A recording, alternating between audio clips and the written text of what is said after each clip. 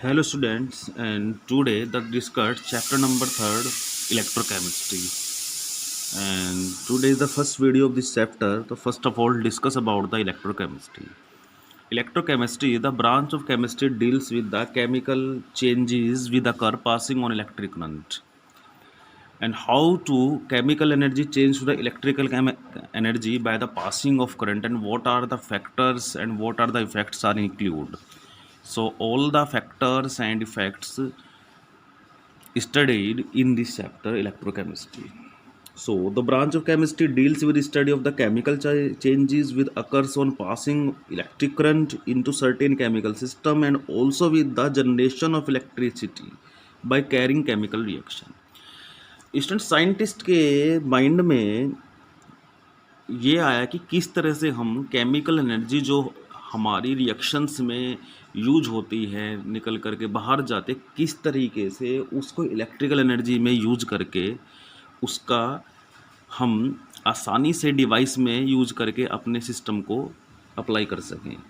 तो इलेक्ट्रोकेमिस्ट्री में स्टूडेंट यही किया गया है कि केमिकल एनर्जी जो हमारी रिएक्टेंट्स की रिएक्शन के दौरान जो निकल रही थी उसको इलेक्ट्रिकल एनर्जी में चेंज किया गया।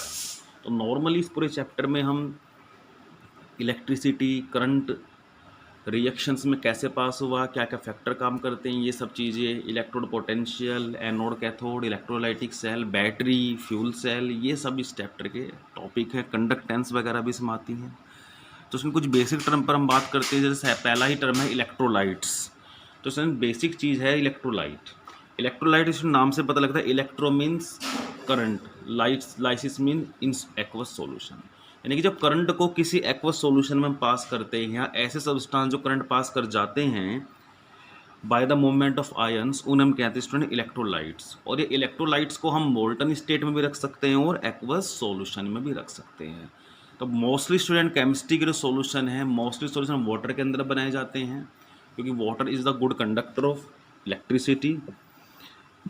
तो स्टूडेंट यहाँ पर दो तरह के इलेक्ट्रोलाइट्स बनते हैं। तो इलेक्ट्रोलाइट्स पहले समझते हैं स्टूडेंट, वो सब्सटेंस या वो मीडियम जो करंट को पास करेंगे वो इलेक्ट्रोलाइट कहलाते हैं। अब दो तरह के होते हैं student, strong electrolyte and weak electrolyte. तो स्टूडेंट स्ट्रॉन्ग इलेक्ट्रोलाइट वो होते हैं जो कम्प्लीटली आयनाइज्ड हो जाते हैं, जिनका डिग्री ऑफ आयनाइजेशन बहुत ज़्यादा होता है, कंप्लीट आयनाइज हो जाते हैं, जो करंट को बहुत तेज़ी के साथ आगे ले जाते हैं, उन्हें हम कहते हैं student strong electrolyte, like the acid, basis and salt.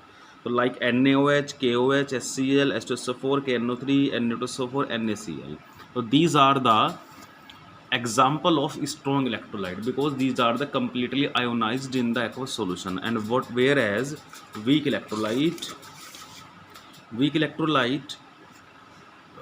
ionize in the small extent, यानी कि स्टूडेंट मतलब क्या है, वीक इलेक्ट्रोलाइट वो होंगे जो अपने आयंस में कम अमाउंट में आयनाइज होते हैं, जिनके आयंस कम आयनाइज्ड होते हैं, जो पूरी तरह से आयनाइज ना हो सकते हों, उन्हें हम कहते हैं वीक इलेक्ट्रोलाइट।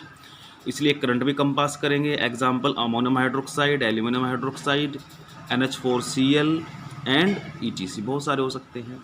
तो स्टूडेंट ये तो बात होगी स्ट्रॉन्ग इलेक्ट्रोलाइट और वीक इलेक्ट्रोलाइट की, जिसका बहुत बड़ा रोल स्टूडेंट रहता है। इसके साथ साथ जो इलेक्ट्रिक करंट है वो डिपेंड इलेक्ट्रोलाइट पे भी करेगा स्टूडेंट, आपके उसके कंसंट्रेशन पर भी करेगा, उसके डाइल्यूशन पे भी करेगा, उसके सोलवेंट कैसा लिया है स्टूडेंट। अगर हम कोई ऑर्गेनिक सोलवेंट ले लेंगे तो करंट पास नहीं होगा, बहुत कम होगा। तो बहुत सारे फैक्टर डिपेंड करते हैं करंट के पासिंग पर। तो हम किस तरह का कंडक्टेंस यूज कर रहे हैं, मेटालिक है या नॉन मेटालिक है, तो बहुत सारी बातें आती हैं। अब इसमें अब आते हैं बेसिक पॉइंट पर, electronic concept of oxidation and reduction. ये सभी जानते हैं स्टूडेंट, इसका बहुत बड़ा रोल इस चैप्टर में रहता है। तो इस बेसिक बात को हम सीख लेते हैं हम लोग। तो इसमें ऑक्सीडेशन आप जानते हैं, जब भी कोई एटम्स या कोई स्पीसीज अपना इलेक्ट्रॉन लूज करती है वो कहलाता है oxidation. The process in which an atom or ion lose one or more electron to cause the oxidation. जैसे यहाँ पर देख, सोडियम ने एक इलेक्ट्रॉन लूज करा स्टूडेंट, एक इलेक्ट्रॉन आ गया।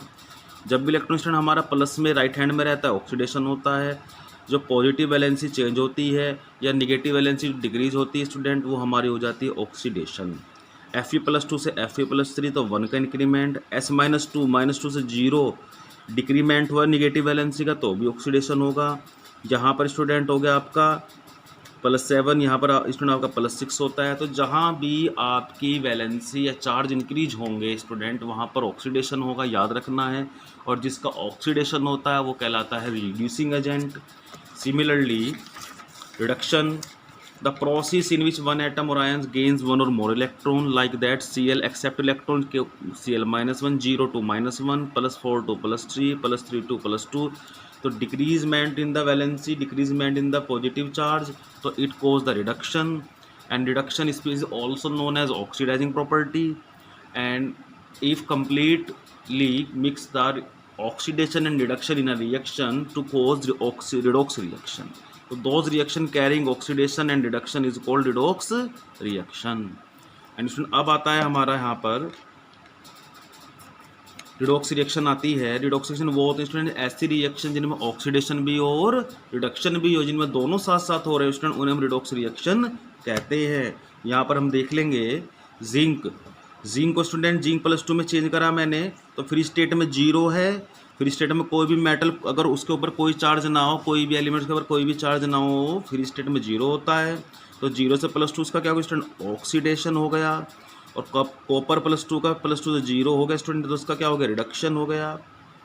तो कॉमन सी बात है स्टूडेंट, एक स्पीसीज का ऑक्सीडेशन है, एक का रिडक्शन, तो कैसी इक्वेशन हुई स्टूडेंट, रिडॉक्स रिएक्शन। तो स्टूडेंट इसको सीखना क्यों जरूरी है, क्योंकि इसमें आगे सेल आएंगी, सेल के रिप्रेजेंटेशन आएंगे, आपकी बैटरीज आएंगी, वहाँ पर यही मेथड होता है। और स्टूडेंट अगर मैं नेट चार्ज की बात करूँ, नेट टोटल चार्ज है इस रिएक्शन का n = 2। n = कितने स्टूडेंट, 2 है। टोटल जो नेट चार्ज है इस रिएक्शन का स्टूडेंट कितना है, वो 2 है। तो ये स्टूडेंट हमारा बन जाता है रिडॉक्स रिएक्शन। तो स्टूडेंट ये बेसिक टर्म है हमारे, इन्हें हमें समझना बहुत ज़रूरी है कि इलेक्ट्रोलाइट्स होते हैं और हमारा कंडक्टेंस तो आप जानते ही हैं, कंडक्टेंस, इंसुलेटर, ये कंडक्टर, ये सब आप जानते ही हैं, साथ साथ रिडॉक्स रिएक्शन। Okay student.